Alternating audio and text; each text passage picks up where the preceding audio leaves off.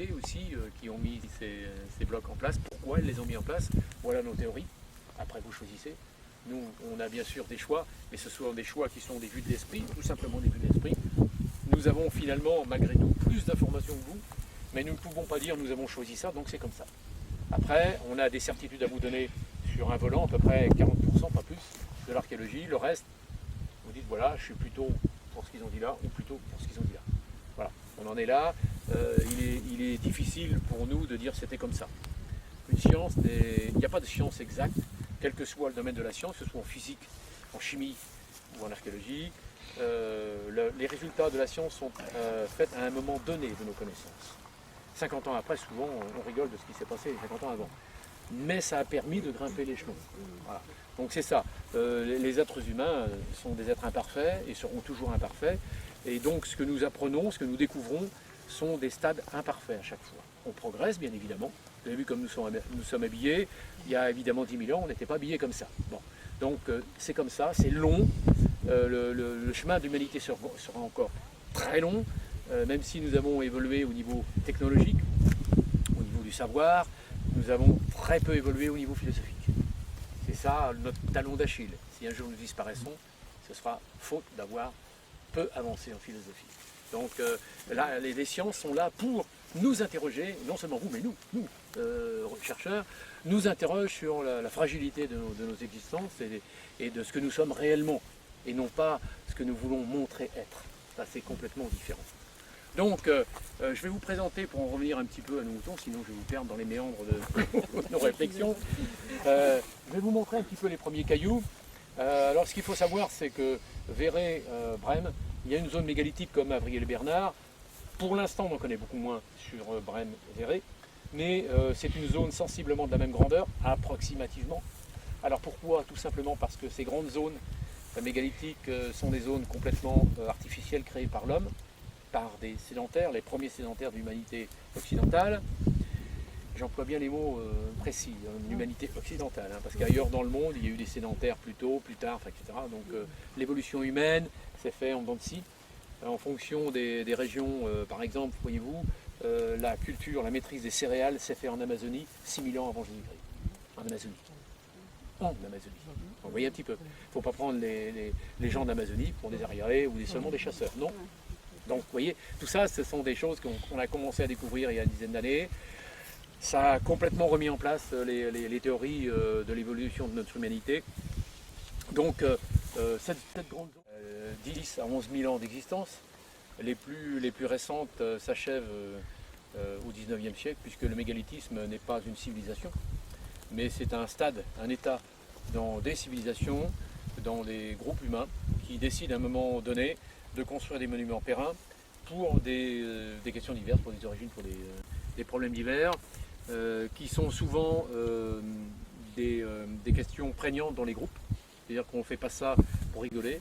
Et une journée de marche, à quelqu'un qui marche à allure forcée, mais là, normale, il met une journée pour rencontrer l'autre groupe. Voilà. Au-delà, c'est pas viable. Pourquoi? Parce qu'il faut dormir. Il faut se réveiller et on peut être tué pendant la nuit. Enfin, il y a plein de choses comme ça. Donc, on doit être capable de contacter l'autre groupe sédentaire à une journée de marche. C'est-à-dire qu'il part le matin, il a mangé, et il sera accueilli chez l'autre groupe en fin de journée. C'est ça le principe des territoires et en fait des zones, des interzones où les hommes, bon, c'est pas véritablement le même territoire, mais on peut se laisser une zone tampon dans laquelle on peut se rencontrer, ou du moins on peut chasser équitablement ou travailler équitablement. Mais ce n'est pas le territoire. Le territoire s'arrête, il recommence à un autre endroit, et entre là, il y a une journée. D'accord? Grosso modo. Hein. Évidemment, je peux me tromper, c'est pas forcément 8 heures, ça peut être 6 heures, ça peut être 5 heures, ça dépend de ce qui a été mis en place à l'époque. Mais en gros, grosso modo, c'est ça le principe. Donc cette zone-là, on l'estime entre le château d'Olonne et à peu près l'embouchure de la vie, c'est-à-dire Saint-Gilles-de-Croisy, grosso modo. Peut-être que c'est plus court que ça, pour l'instant on estime ça. Hein, en fonction des monuments qu'on a, en fonction de la... Bon, ça va à peu près... j'estime la zone en largeur, donc de l'océan jusqu'à, on va dire, allez, maximum 5 km à l'intérieur de la Terre, pas plus, c'est déjà pas mal. C'est une zone avec des blocs quand même relativement importants, pas énormes comme sur le secteur d'Avrier, un peu moins grand pour l'instant de ce que l'on connaît. Mais on soupçonne quand même des blocs relativement importants, je vous en montrerai quelques-uns. Sur Avrier, on a quand même jusqu'à 100 tonnes le bloc. C'est déjà autre chose, mais parce qu'ils ont eu la pierre pour le produire. Par contre, on a d'autres monuments intégrés dans l'environnement ici, dont je vous parlerai, que vous ne verrez pas aujourd'hui parce qu'on arrive dans le secteur et on est en train d'essayer de faire travailler les gens entre eux, y compris localement, ce qui n'est pas toujours facile. Donc dans les années qui viennent, je pense qu'on arrivera à créer une synergie avec toute la population des communes sur ce point précis de l'origine des sociétés préhistoriques récentes. Donc on va tenter des choses. On a compris certaines choses par la fouille. On a tenté ces choses, elles ont réussi, donc il est très probable que ce sont les méthodes qu'ils ont expliquées. Puis pour d'autres, on n'a absolument aucune trace. Et surtout, au-delà des levages, au-delà de 15-20 tonnes, on ne sait pas faire. C'est-à-dire qu'on a levé des blocs, encore cet été, nous on a levé un bloc d'une tonne à 4. On l'a mis debout en 3h30. Donc vous me direz, il suffit de multiplier. Ben non, ça ne marche plus du tout. Donc quand on multiplie le tonnage et on multiplie les hommes, ça ne marche pas. Donc il y a des phénomènes liés à l'exploitation de la pierre, puis surtout au levage. Le transport des blocs, on a fait plusieurs expériences, ça fonctionne bien, y compris sur des poids allant jusqu'à 30-40 tonnes. Au-delà, il suffit d'augmenter le nombre de personnes. Sur des terrains plats, pas de problème. Sur des terrains qui montent, là, il faudra certainement légèrement augmenter le personnel. Et puis, il y a des méthodes aussi, lorsque l'on transporte des blocs sur des pentes, c'est-à-dire en montant, puisque la plupart des monuments mégalithiques sont situés sur des points élevés pour être vus. Là, après, lorsque l'on grimpe sur des élévations, il y a évidemment des phénomènes de multiplication des masses qui fait qu'on est obligé de mettre en place des moyens de retenue, puis surtout des travaux en bois ou en terre. Et, au début du premier millénaire, donc à la fin de l'Empire romain, on a commencé à voir des noms apparaître en latin sur ces pierres-là. C'est-à-dire qu'évidemment, il y a bien longtemps qu'on avait perdu le sens de ces pierres, depuis très très longtemps, plusieurs milliers d'années. Et la population a voulu donner un sens, et voulu donner une origine à ces pierres dont elle pressentait bien évidemment qu'elles n'étaient pas naturelles au sens architectural du terme, y compris celles qui étaient tombées. Celui-ci a le nom de palais du diable parce que de mémoire d'homme on l'a toujours connu couché, et donc on lui a donné le nom de palais du diable. Alors pourquoi palais? Vous connaissez le jeu de palais bien évidemment, je suppose, et c'est un jeu très ancien, mais il n'y a pas que le palais, il y a aussi la minge du diable que je vous montrerai tout à l'heure, et il y a donc un très vieux jeu qui s'appelle le jeu de la minge, qui n'est pas pratiqué par les hommes, qui est pratiqué par des personnages un peu mythiques, entre autres le diable, le Gargantua, des personnages comme ça, et qui généralement ont un objectif, c'est quand on joue à ça, on joue la vie des gens. C'est-à-dire qu'évidemment, on connaissait le diable, celui qu'on appelle le malin, qui n'est pas très malin d'ailleurs, et qui en fait proposait toujours à un Gargantua ou à un ange de dire voilà, je te propose un jeu, une partie de minge, sous-entendu, derrière ça, c'est moi qui gagne quelque chose. Or la minge, ça se joue avec 2 palets, donc 2 personnes, un palet chacun, et un but, la minge. C'est une sorte de quille, si vous voulez, et au sommet de la quille, on met un enjeu. Alors sur un petit morceau de papier, on va mettre, voilà, je vais prendre toutes les âmes du bourg de Véret si jamais Gargantua y perd, par exemple. Voilà, en gros c'est ça. Ça peut être aussi maintenant un bonbon ou alors une bouteille de pinard, bref, peu importe, même si depuis quelques siècles on dit qu'on joue à la minge, on ne joue pas à la minge, on joue au quille ou au palais, on ne joue pas à la minge. La minge c'est vraiment un jeu mythique, c'est différent. Donc évidemment, un jour que Gargantua revenait de Nantes, parce qu'il revient toujours de Nantes en s'en allant à La Rochelle, je ne sais pas très bien pourquoi, et ne confondez pas avec Rabelais. Rabelais est quelqu'un qui a récupéré cette légende-là, enfin les légendes de Gargantua. Gargantua, c'est un personnage issu de la mythologie gauloise, celte, et donc c'est un personnage qui existait bien avant l'arrivée de Rabelais. Gargantua, c'est Gargan, apostrophe, toi, T-U-A. Alors Gargan, c'est Gargan déjà, c'est le grand. C'est gros, c'est le diminutif gros de grosse pierre par exemple, de gros autrement, gros ayant le sens de grand. Hein, donc, et c'est le grand, c'est celui qui est le plus fort. C'est celui qui est un peu, comme on disait autrefois, le champion. Celui qui, dans une bataille, avant une bataille jusqu'au Moyen-Âge, on envoyait se confronter quand les armées se faisaient face, le champion de chaque armée, c'est-à-dire celui qui était le plus fort, et on les envoyait tous les deux se battre. C'est eux qui déclenchaient en fait la bataille. Tant que les champions ne s'étaient pas frappaient entre eux, la bataille ne commençait pas. Bon, après, avec les siècles, cette pratique a disparu. Et c'est ça le principe de Gargantua. Et Toi, c'est le peuple mythique des Tuatha Dé Danann, qui est un peuple mythique celtique qui se trouve au-delà de la mer des Rois, donc dans cette zone irlandaise, écossaise, où les Pictes habitaient. Et ce peuple était toujours en guerre avec les Fomorrais. Les Fomorrais, c'est un autre peuple mythique, donc il ne faut pas voir ça comme être des peuples historiques. Hein. Ils n'ont jamais existé réellement, ce sont des peuples mythiques. Et Gargan est un de ceux qui étaient le champion, entre guillemets, des Tuatha Dé Danann. Voilà. Avec d'autres héros mythiques de l'époque celte, des périodes celtes, un petit peu comme les Hercules ou bien les Phaistos ou les Zeus de l'époque gréco-romaine. Ce sont des demi-dieux qui meurent toujours à chaque fois. Sauf pour le cas de Gargantua. Gargantua s'est perpétué jusqu'au Moyen-Âge parmi la population comme un personnage un peu débonnaire, qui boit beaucoup, apparemment, qui quand il revient de Nantes sur La Rochelle titube toujours, écrase les chiens ou les vaches. Enfin bon, c'est un personnage qui n'est pas méchant en tout cas. Et c'est pour ça que évidemment le diable le provoque, parce que c'est un gentil. Et lui, il est méchant. Hein, voilà. Donc évidemment, chaque fois, il est question de lancer le palais. Celui qui lance le palais le plus près de la mage, le plus près, sans faire tomber la mage. Si vous faites tomber la mage, c'est l'autre qui a gagné. Donc si vous jetez votre palais, celui qui jette le palais le plus près a gagné.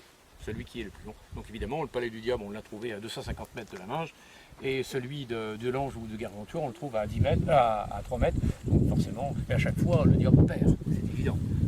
Donc voilà le principe de la jeu de la main. On le trouve un peu partout dans notre région, jusqu'à une certaine profondeur à l'intérieur des terres. Au-delà, après, on a des représentations de Gargantua, la caillage de Gargantua, le gravier de Gargantua, la chaussure de Gargantua, le sabot de Gargantua, la verge de Gargantua, le chapeau de Gargantua, etc., etc. Il y a des dolmens, des menhirs de façon très, très diversifiée. Mais c'est toujours, Gargantua est un personnage que l'on trouve dans toute l'Europe. Très peu en Allemagne, mais beaucoup en Suisse, en Italie. Dans le talon de la botte italienne, vous avez une grotte qui s'appelle la grotte de Gargan. Bon, vous en avez en Espagne, vous en avez au Portugal. On n'en trouve pas en Angleterre, mais on en trouve dans toute la France. Donc, vous voyez, c'est un personnage qui est sur une zone très, très... qui recoupe toute la partie celte de la fin du premier âge du fer et surtout le début du âge du fer, du second âge du fer, donc de l'Athènes, aux alentours de 500-600. À partir de ce moment-là, les Celtes sont relativement homogénéisés sur cette partie occidentale de l'Europe. Et c'est dans ces zones-là qu'on trouve Gargan. Voilà.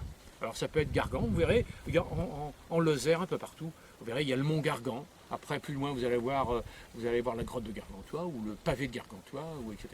Dans toute la France, Italie, Suisse, Espagne, Portugal. Au-delà, on n'a pas. On n'a pas en Grèce, par exemple, on n'a pas en Tchécoslovaquie, on n'a pas de ce là. Mais ça reflète bien la fin de l'expansion celte du IVe siècle avant Jésus-Christ. Alors, il y a peut-être un rapport directement avec ça. Peut-être un rapport. Voilà. Donc, ça fait 80 tonnes. Bon. Mais parce qu'ils ont des bancs de rochers qui permettent des longueurs de blocs. Ici, c'est pas qu'ils ne savaient pas faire. C'est que pour l'instant, et j'insiste sur le terme, pour l'instant, on n'a pas plus grand que celle-ci et la Minge. Pour l'instant. Mais vous savez, il m'est arrivé de fouiller dans la région d'Avrier, on voyait des blocs qui émergeaient du sol, on se dit tiens, encore un affleurement. Puis quand on a fouillé, c'est un menhir couché. Donc certains affleurements de la région peuvent très bien être des menhirs couchés depuis des millénaires. Vous voyez ? Donc c'est tout ça qu'on va explorer aussi. Et faire des sondages sur les affleurements pour savoir si ce sont vraiment des affleurements ou des menhirs couchés depuis 3 ou 4 000 ans. Extraction de blocs de bancs rocheux très importants, avec des méthodes dont on a quand même quelques exemplaires. On sait qu'ils ont utilisé par exemple les fractions de la roche, comme ici vous avez un éclat qui est tout à fait typique d'un éclatement dans la veine. On fait d'abord une sorte d'encoche, on met un coin dedans qu'on arrose, évidemment on ne fait pas ça l'hiver, on fait ça dans les périodes comme maintenant où c'est très sec. On arrose avec de l'eau, le coin gonfle et éclate, mais il n'éclate pas la roche n'importe où, l'endroit a été choisi. Et dans cette roche-là, on commence à comprendre qu'en fait, lorsqu'il y a un éclatement ici, tout à fait à côté, il y a un éclatement supérieur qui saute et qui nous fait un éclatement en triangle. Ça, c'est quasi général sur les blocs qu'on a observés récemment. Donc vous en avez plusieurs ici, là, ici, vous voyez, là, vous avez encore un éclatement triangulaire.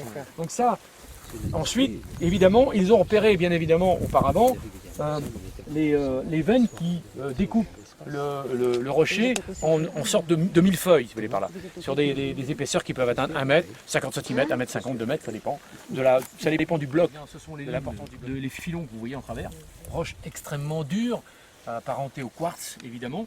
Tous les quartz et les quartzites ont la même composition géologique. Certains d'ailleurs de ces pierres, pas dans notre région, mais on les appelle souvent le fouet du diable parce que il y a les filons qui travaillent comme la trace d'un coup de fouet. Vous voyez, sous-entendu, évidemment, c'est le diable qui a été fouetté par un saint quelconque ou par Dieu, parce que, évidemment, c'est une image païenne. Et la plupart du temps, d'ailleurs, ces blocs qui portent le nom de fouet du diable ne sont pas abattus. Ils ont été pétrifiés, ce sont des personnages païens pétrifiés, souvent. Il est rare, d'ailleurs, que ces pierres-là portent le nom gargantua. C'est très rare. Hein, du moment où la pierre est du diable, il n'y a pas le mot gargan derrière ou le mot gargantua. Donc il y a bien une séparation. Gargantua, dans ces cas-là, n'est pas un personnage païen, c'est quelqu'un d'autre. Quelqu'un d'autre dans la mythologie paléochrétienne. C'est quelqu'un qui n'est pas vraiment un païen, c'est pas un chrétien, mais c'est pas non plus un païen. C'est un personnage entre les deux, quoi. Hein. Pas quelqu'un qui était condamné par l'Église, par exemple, pas du tout. Gargantua, c'est un personnage débonnaire, quoi. Bon, il n'est pas méchant, bon, il boit un peu trop, bon, il mange un peu trop. Quand il part dans les campagnes, il croise des maisons, c'est pas grave, hein, bon, il est comme ça, quoi. Bon, voilà. Donc, cette pierre-là, ce grès quartzitique, on le trouve essentiellement en affleurement dans ce secteur-là. Tous les mégalithes qui vont du château d'Olonne à l'estuaire de la Bisse sont pris dans cette pierre-là. Alors ça, c'est intéressant parce qu'à l'intérieur des terres, plus vous allez vers l'intérieur de la Vendée, vous allez avoir des grès. Vous allez avoir à quelques kilomètres d'ici, très peu d'ailleurs, vous allez avoir des grès cénomaniens, des grès rougeâtres ou blanchâtres, qui sont extrêmement durs aussi, qui ne sont non gélibles, c'est-à-dire qu'ils ne gèlent pas, comme cette pierre-là. Mais les grès qu'on va retrouver plus loin sont des grès dits erratiques, c'est-à-dire qu'ils sont des blocs en surface, si vous creusez en dessous, il n'y a rien. Pas là. Là, ces blocs-là sont des blocs qui sont issus de carrières, qui ont été ouvertes par les hommes préhistoriques, sur vraiment des affleurements parfois énormes, comme les pierres Garatelles plus loin. Parce que ça veut dire, c'est qu'ils ont une silhouette qui rappelle la silhouette humaine. C'est un des objectifs de la construction de ces monuments de pierre dressée, c'est d'essayer de rappeler dans le paysage la silhouette de l'homme. Mais on s'est aperçu aussi dans le secteur d'Avril-Bernard, et on commence à le percevoir ici, que ces monuments-là sont sexués. Alors pour la partie ancienne du mégalithisme, on a même eu des saints sur certains petits menhirs, etc. etc. Donc c'est clair, ils ont sexualisé les blocs, parce qu'à l'intérieur de la société, bien évidemment, il y a déjà des répartitions de pouvoir, entre guillemets. Quand on dit pouvoir, ce sont des pouvoirs linéaires, lignagés, qui fait que vous allez avoir des groupes qui sont plutôt d'origine, qui ont plutôt une origine féminine. C'est-à-dire que vous allez avoir des groupes dans les clans qui sont dirigés ou qui sont, j'allais dire, guidés par des femmes ou par une femme à l'origine, et d'autres par un homme ou par des hommes. Bon. Ensuite, ces groupes humains sont matérialisés sur le terrain par des blocs.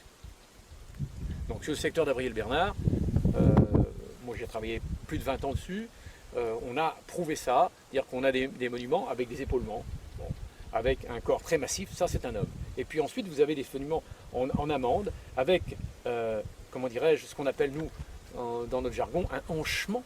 Et vous savez très bien, mesdames et messieurs, que si on met un homme et une femme nus dans une pénombre, en se montrant seulement la forme, vous allez dire, ça c'est une femme, ça c'est un homme. Par la forme du corps. Eh bien, c'est exactement ce qu'il faut comprendre dans la sexualisation des menhirs sur les terrains. Donc évidemment, ces monuments-là étaient bien sûr, il y avait d'autres artifices pour accentuer cette sexualisation et ce silhouettage anthropomorphe. C'est qu'en fait, ils étaient peints. Bien évidemment, on a plusieurs preuves. On a commencé à trouver des traces de peinture dans l'ouest de la France, entre autres sur Indrié, et puis on vient d'en trouver beaucoup sur la Bretagne. Je viens de rencontrer la chercheuse portugaise, Primitiva Muelos Ramirez, qui est spécialiste en Europe des peintures préhistoriques de la préhistoire récente, et qui va venir, j'espère, l'année prochaine en Vendée pour travailler sur les quelques traces de peinture qu'on a trouvées. J'essaierai de la faire venir ici, bien évidemment, mais sur les menhirs d'Avrier, etc., puis sur tout ce qu'on pourra lui... Ils ont mis au point des méthodes ils sont très très en avance dans cette zone, dans Avril. Ils ont vraiment mis en place des moyens lumineux pour faire ressortir les peintures anciennes. Ça, c'est très intéressant. On a plusieurs traces de gravure aussi sur le secteur d'Avril Bernard. J'espère en retrouver ici. Ici, on a commencé à avoir quelques petits prémices. Mais évidemment, c'est encore très succinct. Il faut qu'on mette en place une méthodologie spécifique à la roche. Parce qu'évidemment, là-bas, on est sur le granit, là, sur les grès. C'est pas du tout le même travail. Ici, vous avez des traces que vous ne voyez pas et qui sont pourtant devant vous. Vous ne les voyez pas. Et moi et mon équipe, on les a découverts quand on a nettoyé le bloc, là, récemment. Et on a trouvé évidemment plusieurs choses qui nous amènent à penser que, bien évidemment, le bloc était décoré, sans doute avec de la peinture, mais il avait aussi des artifices de gravure, donc il était complété par des petites gravures par endroits qui devaient évidemment, dans le cadre de la peinture, ressortir d'une certaine façon. Évidemment, si vous enlevez toute la peinture, il vous reste quelques petites gravures épars et ça n'a plus de sens. Vous voyez ? Donc c'est tout ça qu'il faut comprendre, c'est toute la complexité d'étude de ces monuments-là. Ce ne sont pas des monuments simples, bien au contraire. Et comme ils sont tous implantés sur des sommets pour être vus de très loin, parce que ce sont des marqueurs territoriaux, on dit là-bas c'est la mère un tel, là-bas c'est le père un tel. Pourquoi ? Parce que la forme des menhirs renseigne sur tous ceux qui passent, qui est la lignée qui occupe ce territoire. D'accord ? Alors je vous schématise, hein, c'est un petit peu plus complexe, mais c'est pour vous faire comprendre en peu de mots que ces monuments-là, ce ne sont pas simplement des cailloux tombés. C'est beaucoup plus compliqué que ça, avec évidemment, mais nous le verrons plus loin, le nombre de personnes qui peuvent permettre la construction, l'extraction et la construction de ces monuments-là. Partout. Pourquoi ? Parce que vous avez un petit polissoir ici, hein, sur lequel on a affûté soit des haches, soit des objets quelconques. Et puis vous avez aussi une petite cupule quelque part, je ne la vois plus, il m'en a fait le relevé il y a quelques semaines. Je ne me souviens plus, on l'a découvert par évidemment lorsque la lumière c'est. Je ne sais pas où elle est, peu importe, mais elle est toujours là. Et que c'est important d'appeler l'aide à des puissances autour de soi pour qu'on ait des enfants. Parce qu'on ne comprend pas très bien, je pense, certains paléoanthropologues vous diront, les hommes ne comprennent pas très bien la fin de siècle.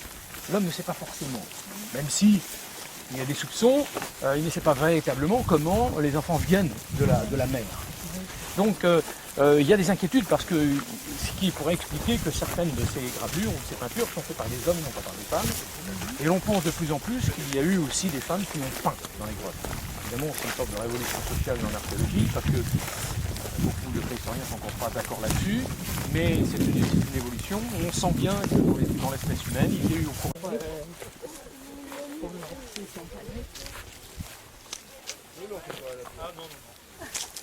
Ah non, ces messieurs sont les gens. Je connais plein. Véret est une des communes de Vendôme. Donc il y avait sûrement une grosse communauté. Alors vous êtes là, je dis, donc le pilier, le but sur lequel on mettait l'enjeu au sommet. Donc on espère pouvoir le fouiller l'année prochaine pour retrouver les vestiges des autres menhirs qui étaient à côté, menhirs que je vous montrerai qui sont derrière les arbres. En fait, jusqu'à la fin des années 70, début des années 80, c'était un champ de maïs ici. Et donc, quand la carrière s'est étendue, le terrain a été récupéré pour le garder. Le menhir étant classé, enfin inscrit à l'inventaire supplémentaire des monuments historiques, bon, la carrière a dû s'étendre sur une face. Et à l'époque, malheureusement, l'exploitant du champ de maïs a poussé les autres menhirs contre le talus. Je vous montrerai le talus. Ce qui nous fait dire qu'effectivement, on a affaire à un alignement et peut-être à deux alignements parallèles, puisque moi j'ai connu les menhirs, enfin, pas tous encore en place, mais par terre. Ici, vous aviez le palais de l'Ange qui était par ici, à peu près, par là, qui a été donc poussé par l'agriculteur à la fin des années 70, puis tous les autres petits menhirs. On a des photos des années 20 où on voit évidemment cet alignement, donc vous savez, c'est une certitude. Maintenant, ce que l'on veut comprendre, c'est quel type d'alignement, si on a affaire vraiment à un alignement ou autre chose de plus compliqué, parce que ça nous paraît quand même pas si simple que ça. Et puis savoir si de chaque côté on n'a pas des structures en bois qui auront laissé des traces, parce que ça, le bois évidemment était complémentaire des architectures mégalithiques. On a prouvé ça sur Avril Bernard, on aimerait bien le prouver ici. Il y a quelques traces ailleurs en Bretagne sur certains monuments aussi, donc on voudrait bien savoir si dans cette zone-là on a le même type de travail du bois et donc de structures périphériques. Si on a eu des totems, entre autres, des mâts, des portiques, etc. Donc tout ça, on va essayer de le comprendre, de le fouiller dans les années qui viennent. Et donc je vous montrerai après, là, dans quelques minutes, donc ces cailloux sur lesquels on a fait toute une étude l'année dernière, une étude morphologique des blocs, donc pour expliquer que ce sont bien des menhirs, même si on le savait avant, que ce sont bien ceux-là, et comment ils ont été extraits des roches naturelles, donc des carrières qui sont au-delà de la carrière actuelle, même s'il y en a une qui est vraiment sur le bord de la carrière actuelle, qu'on a redécouvert d'ailleurs au début du mois d'août, donc vous voyez, c'est pour vieux, et qui était dans les merlons de protection de la carrière. Donc ça, elle est intacte, hein, elle n'a pas été abîmée, donc on va pouvoir ça aussi l'étudier dans les années qui viennent. Comprendre et savoir si, quel volume a pu être extrait, où sont partis les blocs.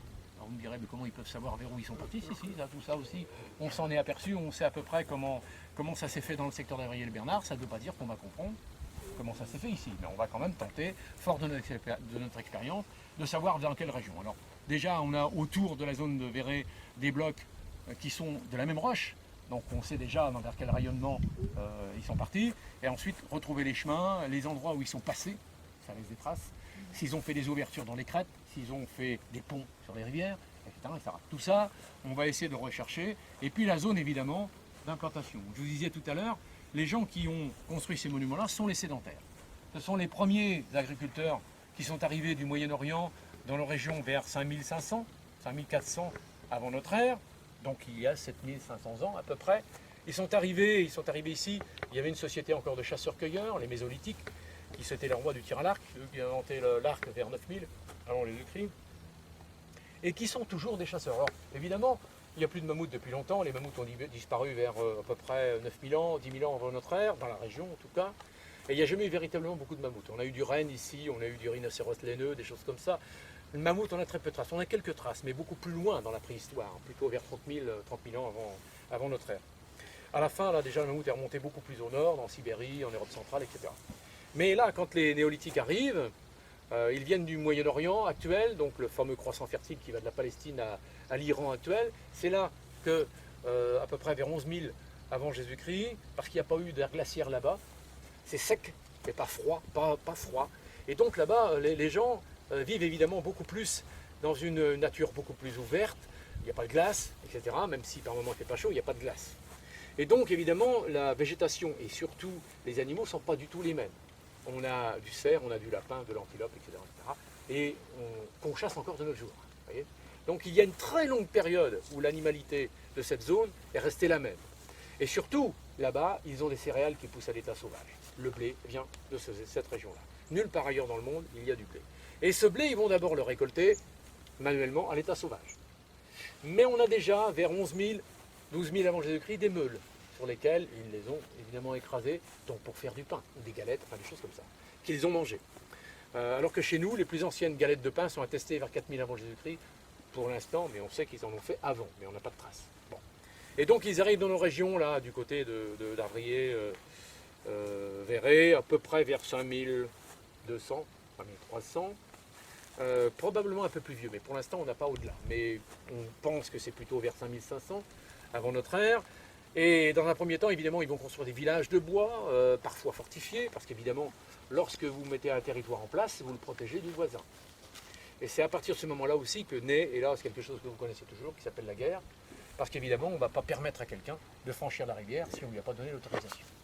Donc c'est à partir de ce moment-là que les heurts organisés entre les clans vont se faire jour et vont se développer. Et progressivement jusqu'à devenir une sorte d'institution sociale, c'est-à-dire qu'on va créer des guerres volontairement, à des moments donnés, pour des raisons données.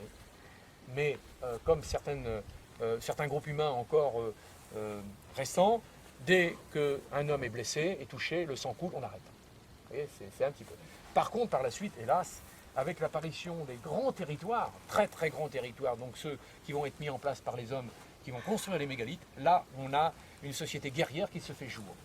Et progressivement jusqu'à l'apparition du métal, eh bien, hélas, à l'apparition du métal, on a des guerriers, c'est-à-dire qu'ils ne font que ça. La guerre s'institutionnalise et on commence à avoir, à la fin, au début de l'âge du cuivre, aux alentours de 2500 chez nous, de véritables batailles rangées d'hommes qui sont des guerriers, qui ne sont plus des agriculteurs, et la société féodale se met en place en Occident à partir de ce moment-là. C'est hélas l'apparition du métal qui développe la guerre à un stade que vous connaissez encore, terrifiant, et qui va qui va mettre en place un nouveau système social, à savoir la création des dynasties de princes, celui qui est capable de thésauriser un maximum de métal, parce que le métal par rapport à la pierre, quand il est cassé, on le refond et on a la même chose, par la pierre. Et ça, ça vous paraît simple, mais c'est fondamental dans la modification des sociétés lignagères et des sociétés sédentaires. À partir de ce moment-là, véritablement, il y a le culte du guerrier qui se met en place. Celui qui est capable de tuer, parce que c'est son rôle, de tuer un autre homme. Voilà. Et donc, avec évidemment les princes qui vont se perpétuer jusqu'à notre Moyen-Âge, malheureusement, on peut dire jusqu'à maintenant, hein, malheureusement, avec des armées beaucoup plus terrifiantes encore, puisqu'avec un seul bouton, on est capable de faire mourir des millions de gens, d'un seul coup. Donc, c'est à partir de ce moment-là, le métal est quelque chose de maudit dans l'espèce humaine. C'est quelque chose, hélas, qui a perverti notre espèce, quoi. Parce qu'on a été capable de le stocker, de le transformer et de le retransformer, même s'il est cassé, on le reproduit une fois. Ça, c'est quelque chose de fondamental. L'agriculteur est devenu guerrier par la suite, même si on est toujours dans une société qui a des structures assez comparables à celles que les néolithiques l'ont mis en place vers 5000 avant Jésus-Christ. Nous avons toujours des chefs. Et ces chefs, théoriquement, redistribuent équitablement, entre guillemets, les richesses de la communauté, ce qui est, vous savez très bien, par la stricte vérité, mais en tout cas, à l'origine, c'était la vocation du chef, de celui qui a été élu par les autres. Question? Que le palais de l'Ange ou le palais de Gargantua, c'est celui-ci. Alors je le sais parce qu'évidemment j'ai des photos des années 70 qui le prouvent. Et puis, celui-ci avait déjà été repéré par le docteur Baudouin au début du XXe siècle, et il avait particulièrement bien identifié. Et puis, d'abord, c'est le plus gros aussi, enfin, vous avez raison.